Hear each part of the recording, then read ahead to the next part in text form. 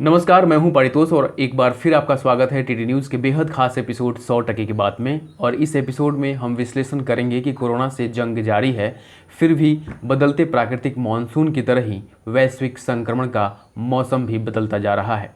यही कारण है कि कहीं ज़्यादा तो कहीं कम कोरोना के संक्रमण मिल रहे हैं और हमारी आपकी निश्चिंतता को झकझोरते रह रहे हैं। बहरहाल आपको बता दें कि कोरोना के दूसरे लहर ने भारत में जिस प्रकार की तबाही मचाई है वह काफ़ी दयनीय और भयावह रही है। लोग इस कदर इससे परेशान और बेबस हुए कि उनके पास मौत का तमाशा देखने के सिवाय कुछ भी शेष नहीं बचा। हालांकि कोरोना अब कमज़ोर होते दिखाई दे रहा है, पर फिर भी लोगों के खौफ अब भी बने हुए हैं। कोरोना के मौजूदा वेरिएंट का कहर अभी तक खत्म हुआ भी नहीं कि अब कोरोना के डेल्टा प्लस वेरिएंट से लोगों की चिंता बढ़ती दिखाई दे रही है। वैसे तो भारत में इसके मामले कम हैं, पर फिर भी लोग अभी इस अवस्था में नहीं हैं कि अब किसी भी वेरिएंट या कोरोना के प्रकार को बर्दाश्त कर पाएँ। वहीं आपको बता दें कि वैज्ञानिकों का कहना है कि डेल्टा प्लस कोरोना के डेल्टा वेरिएंट B1617.2 का ही एक रूप है। कोरोना के दूसरे लहर के लिए कोरोना के डेल्टा वेरिएंट को ही जिम्मेदार माना जा रहा है। इस नए डेल्टा प्लस वेरिएंट की पहचान पहली बार भारत में ही हुई। शायद यही कारण है कि दुनिया को कोरोना के आग में धकेलने वाला चीन वहां मिले डेल्टा प्लस वेरिएंट के कोरोना मरीज के लिए भारत के जिम्मेदार होने का आरोप लगा रहा है। हालांकि वायरस के नए प्रकार के कारण बीमारी कितनी घातक हो सकती है, इसका अभी तक कोई संकेत नहीं मिला है।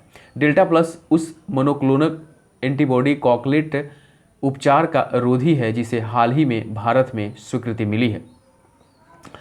दिल्ली में जीनोमिकी और समवेत जीव विज्ञान संस्थान यानी IGVI में कार्यरत वैज्ञानिक विनोद स्कारिया ने पिछले रविवार को ट्वीट किया कि K417N उत्परिवर्तन के कारण B1617.2 प्रकार बना है, जिसे AY.1 के नाम से भी जाना जाता है। उन्होंने कहा कि यह वेरिएंट COV2 के स्पाइक प्रोटीन में हुआ है, जो वायरस को मानव कोशिकाओं के भीतर जाकर संक्रमित करने में सहायता करता है। स्कारिया ने ट्वीट पर लिखा, भारत में K417N से निकला वेरिएंट अभी बहुत ज़्यादा नहीं है। यह सीक्वेंस ज़्यादातर यूरोप, एशिया और अमेरिका में व्याप्त हैं और ये वहीं से सामने आए हैं। जानकारी देने के क्रम में उन्होंने कहा कि नया वेरिएंट वायरस के विरुद्ध प्रतिरोधक क्षमता से भी संबंधित हो सकता है। रोग प्रतिरोधक क्षमता विशेषज्ञ विनीता बल ने कहा कि हालांकि वायरस के नए प्रकार के कारण एंटीबॉडी कॉकलेट के प्रयोग का झटका लगा है, लेकिन इसका यह मतलब नहीं है कि वायरस अधिक संक्रामक है या इससे बीमारी और ज़्यादा घातक हो जाएगी।